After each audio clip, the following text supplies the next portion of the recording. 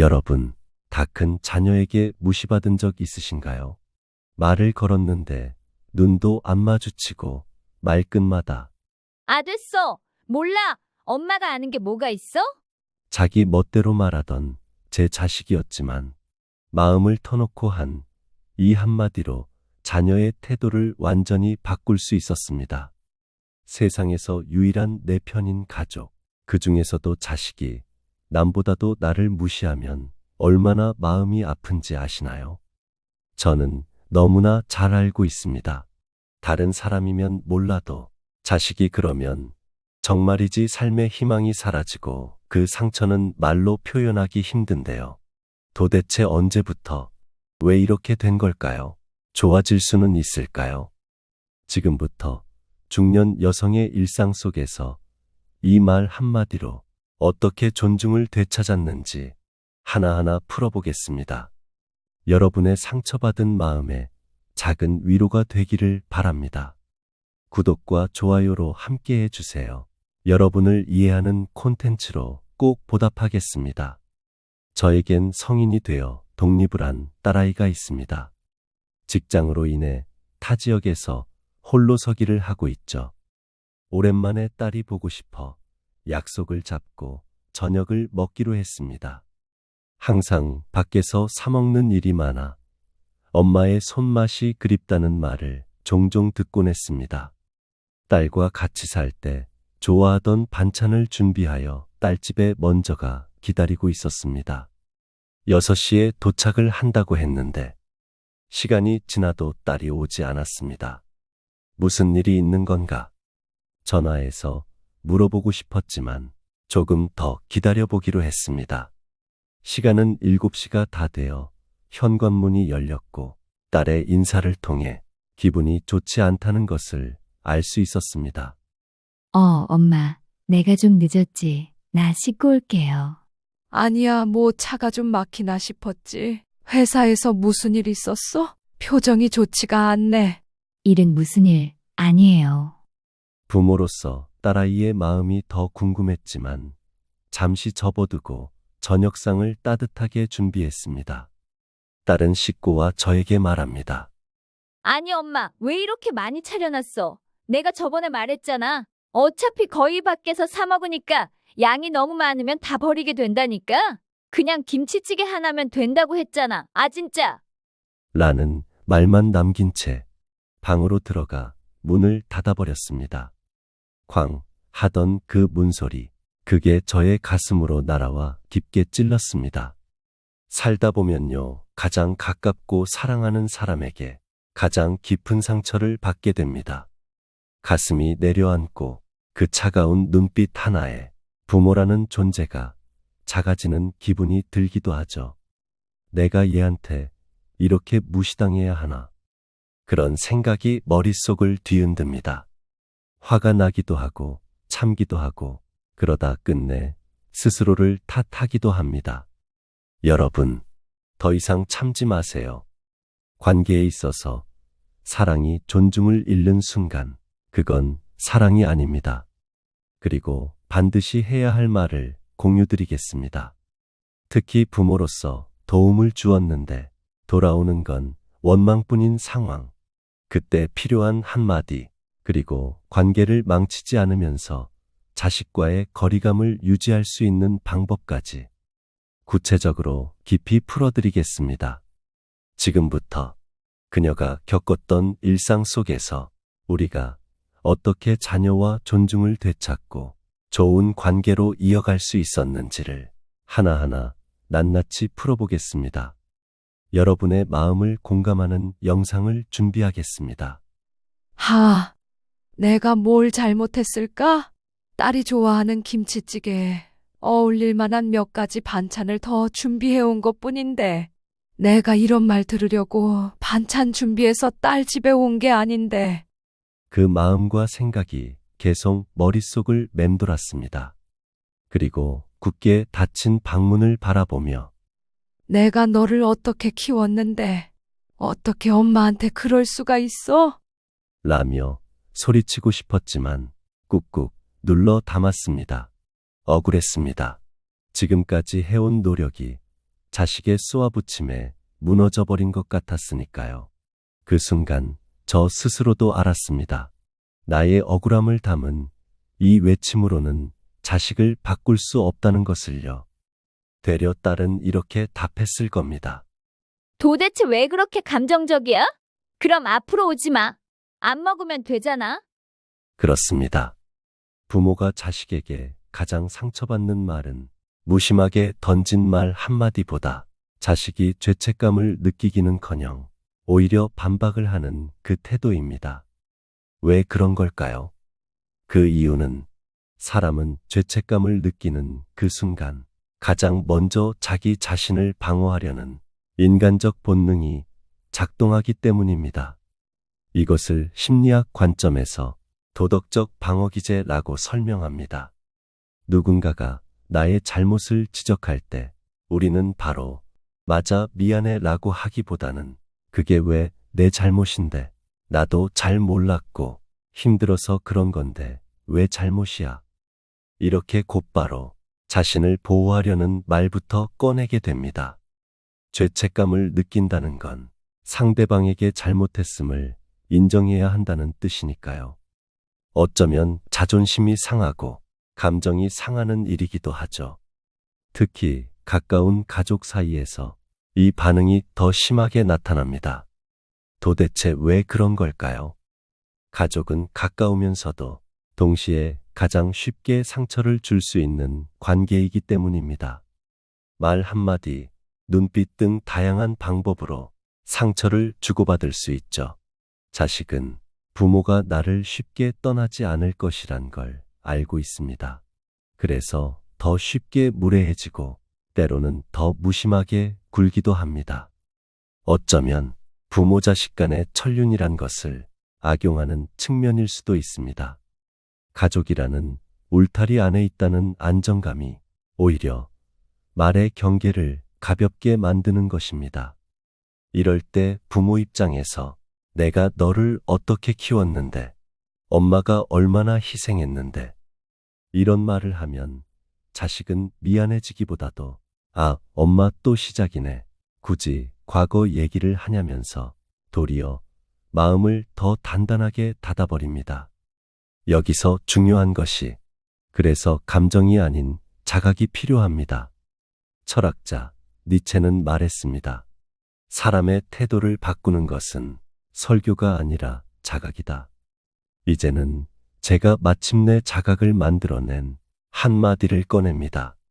딸이 방에서 나와 거실을 지나가려는 순간 제가 조용히 말했습니다.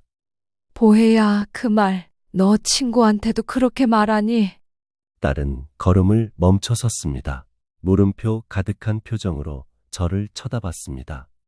저는 그때 그 시선을 회피하지 않고 단호한 태도를 유지하며 말했습니다.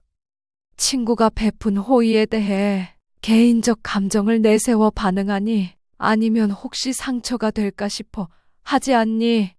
친구한테는 그렇게 얘기하지 않아요. 딸은 시무룩한 표정으로 대답을 합니다. 근데 왜 엄마한테는 그렇게 쉽게 말할 수가 있어? 딸은 아무 말도 하지 못했습니다. 딸은 자리를 피하기 위해 조용히 방으로 들어갔고 잠시 후 방문이 다시 열렸습니다. 엄마, 내가 좀 예민했나 봐요. 죄송해요. 저는 그저 조용히 고개를 끄덕였습니다. 제가 듣고 싶었던 건 바로 그 한마디입니다. 미안해요. 저는 딸의 진심을 알 수 있었기에 더 이상 뭐라 하지 않았습니다. 여러분 기억하세요. 우리가 남도 아닌 내 자녀에게 바라는 건 돈을 갚으라는 것도 내 노후를 책임져 달라는 것도 아닙니다. 그저 존중입니다. 그동안 내가 주었던 그 사랑이 무시받지 않기를 바라는 그 마음. 이런 마음을 자식이 스스로 느끼게 만들어야 합니다. 그럴 때 필요한 말이 있습니다. 비난도 아니고 감정도 아닌 자각을 만들어내는 질문. 그 말, 너 친구한테도 그렇게 하니? 이 말은 자식의 무례했던 태도를 상기시키게 만들면서 단숨에 멈추게 만듭니다. 그리고 그 자리에서 자기 자신을 객관적으로 바라보게 되죠. 내가 소리 지르지 않고 눈물 흘리지 않으면서 관계를 바꿀 수 있는 이 한마디. 이 한마디가 여러분의 격을 지켜주는 존중의 언어가 될 수 있습니다. 그 일이 있고 나서 며칠 뒤 저의 딸 보혜의 부탁을 받았습니다. 엄마 은행에 가서 이 서류만 내고 오면 돼. 창구 가서 대출상환 유예 신청서라고 말하고 도장만 찍으면 끝이야. 진짜 간단해. 그냥 접수만 하면 돼요. 딸은 바쁜 일정으로 본인이 직접 가긴 어렵다며 서류와 도장을 저의 손에 쥐어 주었습니다. 저는 잠시 망설였습니다. 60이 넘은 나이, 은행은 늘 어렵기만 했거든요. 하지만 딸이 믿고 맡긴 일이라 도움을 주고 싶은 마음에 고개를 끄덕였습니다. 다음 날 이른 아침부터 은행에 나섰습니다. 도착하자마자 대기표를 뽑고 한참을 기다렸습니다. 번호가 불리고 창구에 가서 서류를 내밀었을 때 은행 직원이 물었습니다. 이건 상환 유예 신청서인데요. 본인이 직접 상담을 받으셔야 돼요. 그래야 처리가 가능합니다. 저는 당황했습니다. 딸이 그냥 접수만 하면 된다고 해서 왔는데 안 되는 건가요? 이어서 은행 직원이 친절하게 설명했지만 제가 알아듣기에는 어렵고 복잡했습니다. 결국 저는 일을 처리하지 못한 채 집으로 돌아왔습니다. 집에 도착해 지친 몸을 소파에 기대자 딸에게 전화가 왔습니다. 엄마, 잘했어요? 저는 조심스럽게 대답했습니다. 그게 말이지 본인이 아니면 안 된다고 하시네. 그래서 그냥 돌아왔어. 그러자 딸의 목소리가 높아지기 시작했습니다. 아, 진짜 엄마 그것도 못해요? 저는 말문이 막혔습니다. 가슴이 찢어질 듯이 아프더군요. 그깟 서류 하나 처리 못하면서 도와주겠다는 말을 왜 해요? 엄마는 요즘 세상 흐름도 모르고 아무것도 못하면 그냥 못한다고 하시지. 그 가시도 친 말은 단순히 일을 못했다는 비난이 아니었습니다.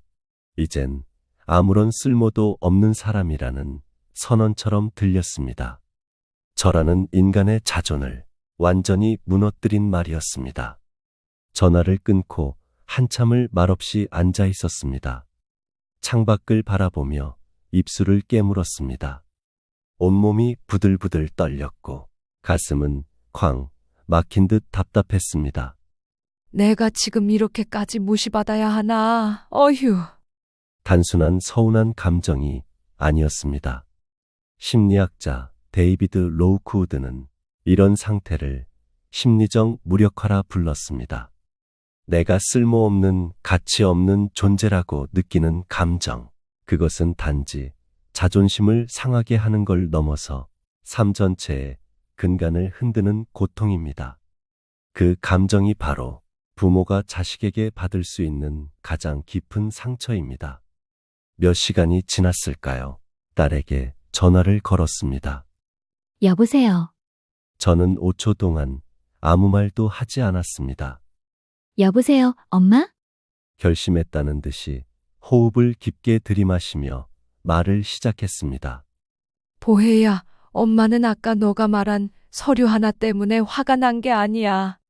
엄마를 대하는 너의 말투, 엄마를 아무것도 아닌 사람처럼 대하는 그 태도, 그게 너무 마음 아프다. 그러자 딸은 대답을 하지 못했습니다. 엄마는 널 위해서라면 뭐든 해주고 싶어. 하지만 그 전에 엄마가 사람 대접은 받아야 하지 않겠니? 넌 엄마를 필요로 하면서 왜 엄마의 존재는 무시하니? 이 말은 단순한 억울함을 토로하는 게 아니었습니다. 저 스스로를 지키겠다는 선언이었습니다. 딸은 정적을 깨고 말했습니다. 엄마 미안해요. 엄마 말이 맞아요. 내가 너무 함부로 말했어요. 정말 죄송해요. 다시 한번 깨달았습니다. 존중이란 우연히 받는 것이 아니라 스스로 지켜낼 때 생겨난다는 사실을요. 제게는 아들 하나가 더 있습니다. 준표는 어릴 때부터 듬직하고 믿음직한 아들이었습니다. 운동하는 것을 좋아하며 말수는 적었지만 여동생을 살뜰히 챙기던 든든한 오빠였죠. 저는 그런 준표를 그 누구보다 자랑스러워했습니다. 그렇게 아이를 키우다 전 남편과 이혼하게 되면서 남편 없이 혼자 두 남매를 키우며 저는 평생을 일터에서 보냈습니다. 이른 새벽부터 자정 넘을 때까지 일을 하며 밥 한 끼 제대로 못 챙겨 먹어도 두 아이는 굶기지 않겠다는 마음 하나로 참아온 세월이었습니다. 그 중에서도 준표만은 잘 살아야 한다는 생각이 강했습니다. 우리 준표 잘 돼야지. 그래야 내가 버틴 날들이 헛되지 않아. 저는 늘 하루하루를 그렇게 나 자신을 다독이며 견뎌내었습니다. 준표가 좋아하던 운동으로 대학에 붙었을 때 기쁜 마음도 잠시 등록금, 돈 걱정이 밀려왔습니다. 그때부터 저는 새벽에 알바까지 시작했습니다. 새벽 4시에 일어나 무거운 과일 박스를 나르고 저녁엔 배달까지 겸하며 대학 등록금을 마련했습니다. 어느 날 아들 녀석이 말했습니다. 엄마 중고차라도 있어야 취직 준비를 할 수 있을 것 같아요. 저는 그 말을 듣고 적금 통장을 해지하고 오래전에 들어뒀던 보험까지 깨 중고차 한 대를 마련해 줬습니다. 엄마 진짜 고마워요. 나중에 내가 10배, 100배, 1000배로 갚을게요.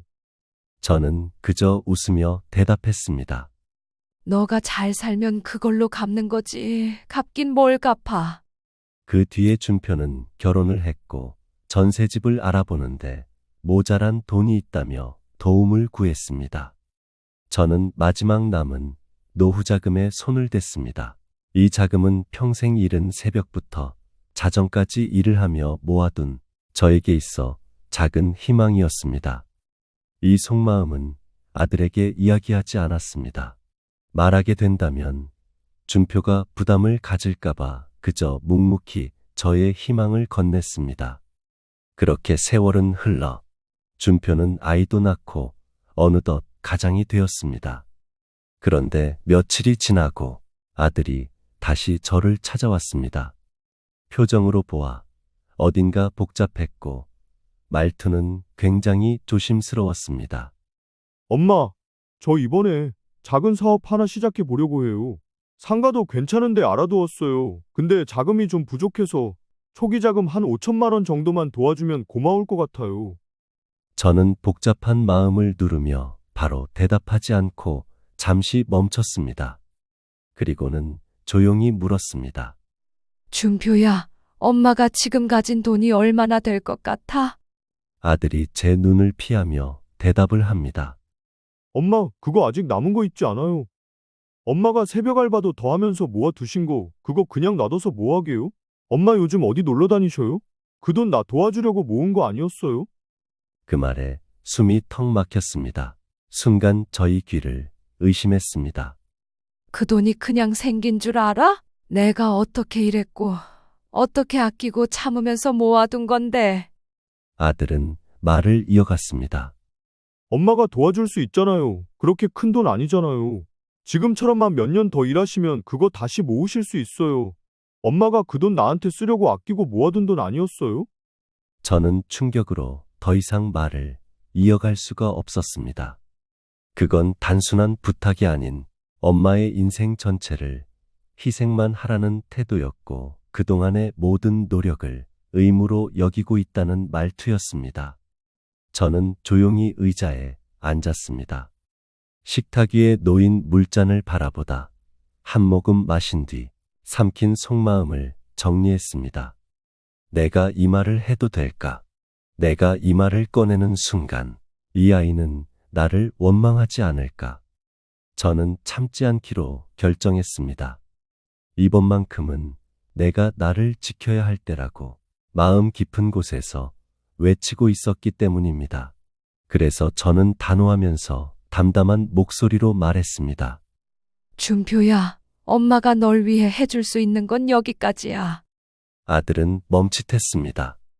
결혼은 너가 선택한 길이고 그 무게 또한 이제 너가 지고 가야 해. 엄마의 인생은 누구를 위해 끝까지 희생하라고 있는 게 아니야.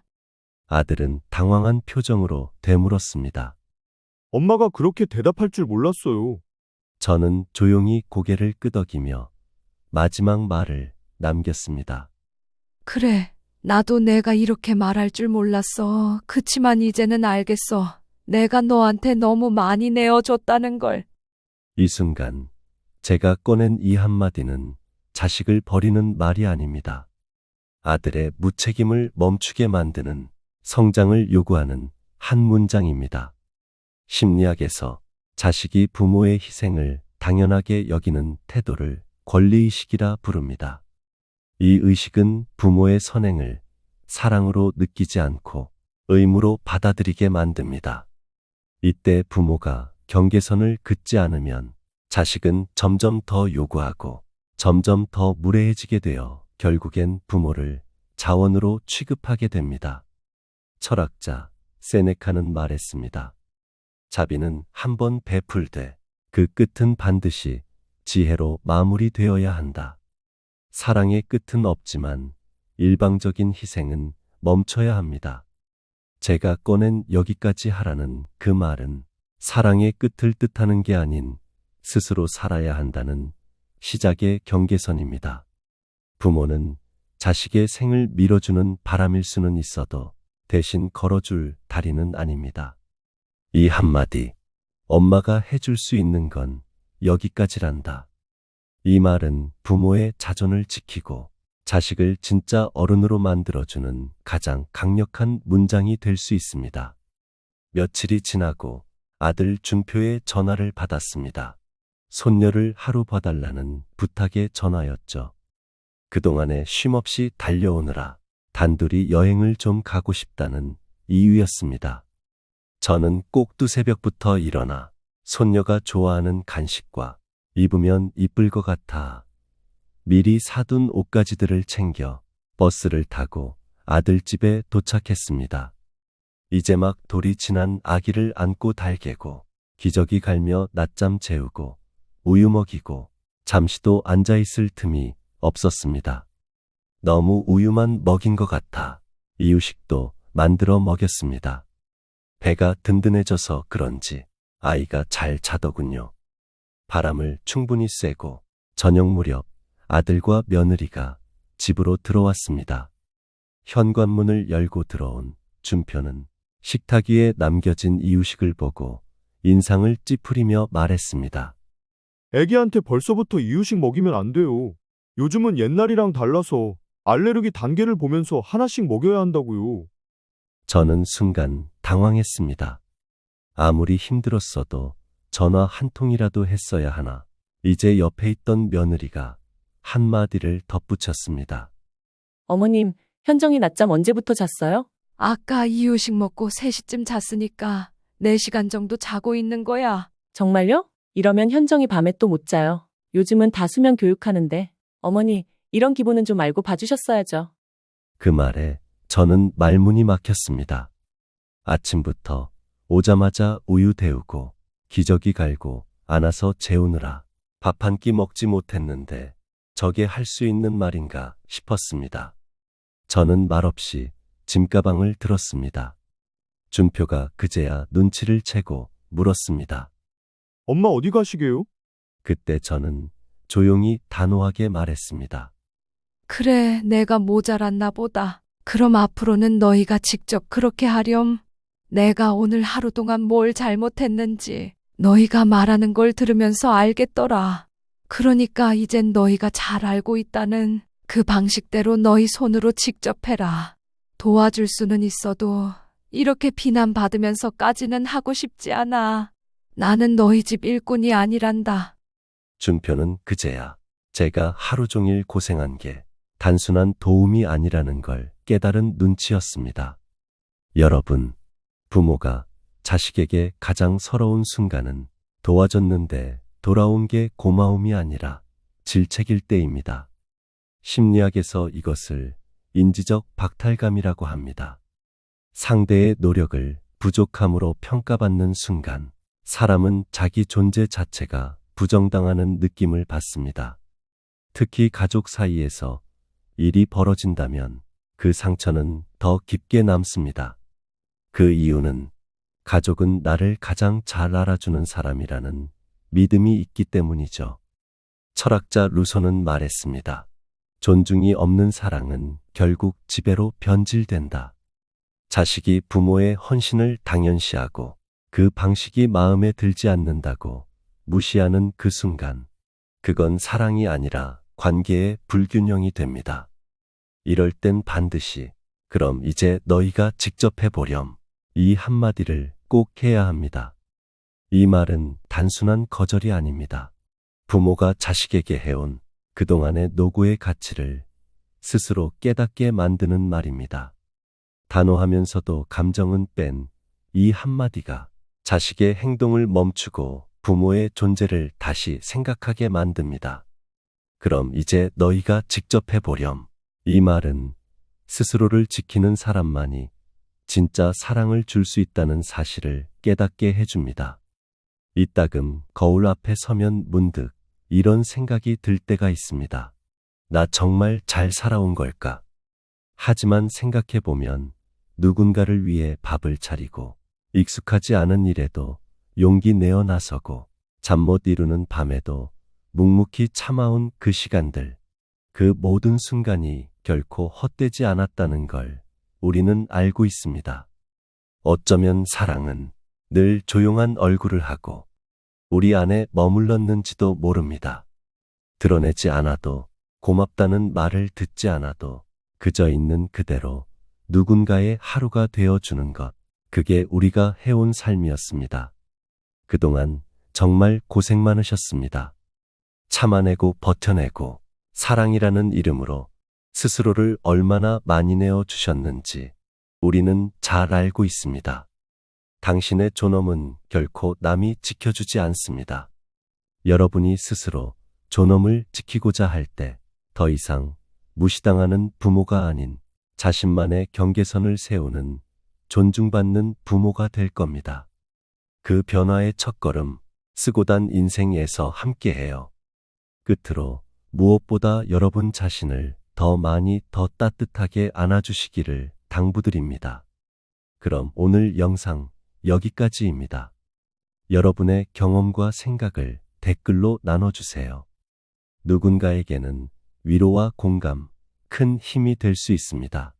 오늘 영상이 도움이 되셨다면 소중한 분들에게도 공유하여 알려주세요. 또한 구독과 좋아요 눌러주세요. 무료이며 남은 여생에 도움이 될 콘텐츠로 꼭 보답하겠습니다. 여러분 삶이 평안하길 기도하겠습니다. 감사합니다. 스고단 인생이었습니다.